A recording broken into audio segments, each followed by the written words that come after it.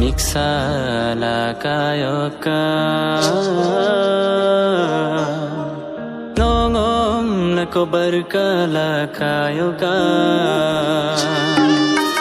Miksala kayoka Nongom na kobarkala kayoka Nukabarra kanamda Asinotil dumoda Koye mula yirnamda Ngumamala kamoda Miksala kayoka Nongom na kobarkala kayoka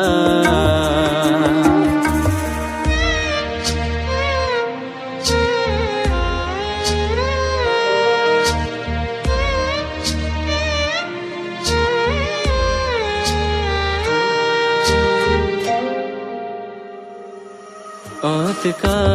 no masinam Oyano ke agom nunam dam Otka ngasinam Oyano pir agom nunam dam Mapatuda goyano ke agomam Kadapadunam longadam Otika ngasinam Oyano piragom nunamdam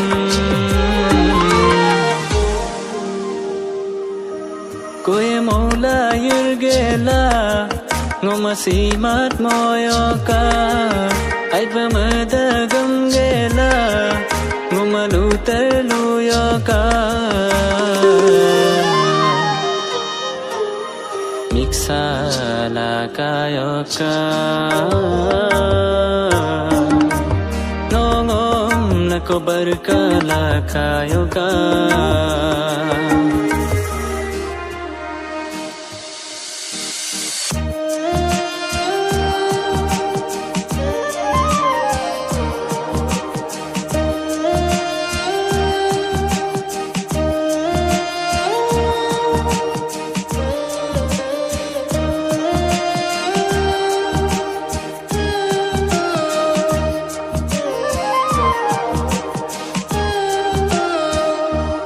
Kapika